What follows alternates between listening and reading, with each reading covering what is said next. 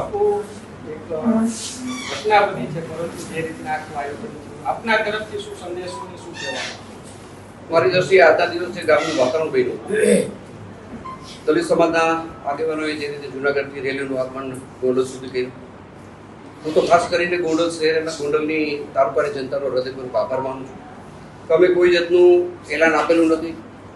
આમ છતાંય સ્વયંભૂ ગોંડલ શહેરે અને ગોંડલ તાલુકાએ જે રીતે બંધ પાડ્યું, જે રીતે અમને સમર્થન કર્યું અને શાંતિપૂર્ણ ગામ બંધ રહ્યું, એના માટે હું ગોંડલની જનતાનો, ગોંડલ તાલુકાની જનતાનો હૃદયપૂર્વક આભાર માનું છું. વિશેષ આભાર હું દલિત સમાજનો માનું છું કે અહીંના તમામ દલિત સમાજના આગેવાનો સતત મારા સંપર્કમાં હતા. દલિત સમાજના આગેવાનોએ મને પૂરું સમર્થન કર્યું. દલિત સમાજના મને જાણવા મળ્યું દલિત સમાજના આગેવાનો આજની રેલીમાં જોડાયા પણ નથી, એમનો પણ હું વિશેષ આભાર માનું છું. અને ખાસ કરીને ફરીથી મારી જનતાનો, ગોંડલ અને શહેરની જનતાનો હૃદયપૂર્વક આભાર માનું છું. અને જે રીતે ગોંડલનું વાતાવરણ, જે ભાઈચારાનું વાતાવરણ છે, આ વાતાવરણ કાયમી બનશે. અને આના માટે મારો પરિવાર જે રીતે મને જે રીતે પરિવારની જે રીતે પારિવારિક હૂંફ મળે છે સમાજની, દરેક સમાજની, એ રીતે હું અને મારો સમાજ હંમેશા અમારા વિસ્તાર અને જોડાયેલા રહ્યું. અને ફરીથી હું બધાનો હૃદયપૂર્વક આભાર માનું છું. બાપુ જયરાજસિંહ બાપુને છંછેડવાનો પ્રયત્ન આજે થયો.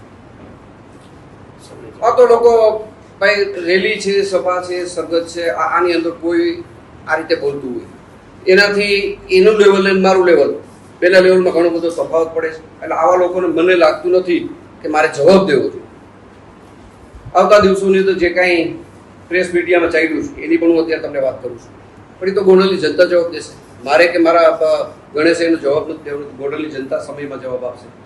અને વિશેષ એ પણ કહી દઉં, અત્યાર સુધી જે મીડિયાની અંદર ચાલ્યું છે એ એક તકની બધું આવ્યું છે કે અહીં આવું છે, અહીં તેવું છે. એલાન આપ્યા વગર ગામ જ્યારે બંધ રહે છે, દરેક સમાજનું મને સમર્થન મળે છે, મને દલિત સમાજનું સમર્થન મળે છે, ત્યારે નવી વાસ્તવિકતા તમે બધા પણ મિત્રો જોઈ શકો છો કે ગોંડલની વાસ્તવિક પરિસ્થિતિ શું છે. અને આવતા દિવસોની અંદર જનતા એનો સૂર વ્યક્ત કરવા માટે જનતા ભેગી થવાની છે, આમ સમાજ ભેગો થવાનો છે. અને એમાં ગોંડલની જે બદનામી થઈ છે એની જનતા કરવાની છે. અને મને લાગે છે કે ગોંડલનું સર્ટિફિકેટ કોઈ અમદાવાદથી પ્રેસ મીડિયાના મિત્રો આપી દઈએ, કોઈ ફલાણા ગામથી આપી દઈએ કે કોઈ મીડિયા ચેનલ આપી દઈએ એટલે ગોંડલ બદનામ થઈ જાય છે, અથવા તો ગોંડલને સારું કહી દે સારું થઈ જાય, આવું હું કંઈ માનતો નથી. પણ અહીંની લોકો જો વાત કરવામાં આવે તો ગોંડલની જનતા જ આનો જવાબ આપે મને વ્યાજબી લાગે છે. અને ગોંડલની જનતા 100% જે રીતે મીડિયાની અંદર અપ્રચાર થયો છે, ભ્રામક પ્રચાર થયો છે, એનો જવાબ મીડિયા સમક્ષ મારી જનતા આપશે. આપો આજે આ જે ઘટના બની છે, તમારી દ્રષ્ટિએ આ ઘટનામાં શું હકીકત છે? તમે શું, કારણ કે ગણેશભાઈ તમારી સાથે સંપર્ક નતો હશે, આવું બન્યું છે કે નથી બન્યું? અને ખાસ ન્યાય મારી દ્રષ્ટિએ જે કાંઈ ઘટના ઘટી છે, આ ઘટના એક આકસ્મિક છે.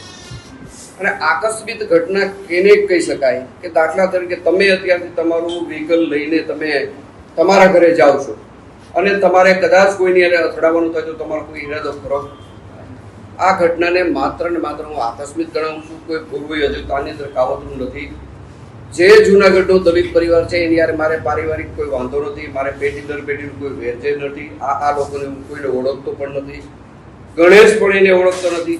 મેં તમને કીધું એમ આ ઘટના માત્ર ને માત્ર આકસ્મિક ઘટેલી છે. બાપુ આજે જાહેર મંચ ઉપરથી આપના નામ જોગ, આપના પરિવારના નામ જોગ એક ચેલેન્જ ફેંકવામાં આવે છે કે અમને ભારતીય જનતા પાર્ટી સાથે વાંધો નથી, કોઈ સમાજ સાથે વાંધો નથી, પરંતુ જયરાજસિંહ બાપુ અને પરિવાર સાથે અમને વાંધો છે. આવો વાંધો જો કોઈને મારી હારે હોય તો મને એમાં કઈ ફેર નથી પડતો.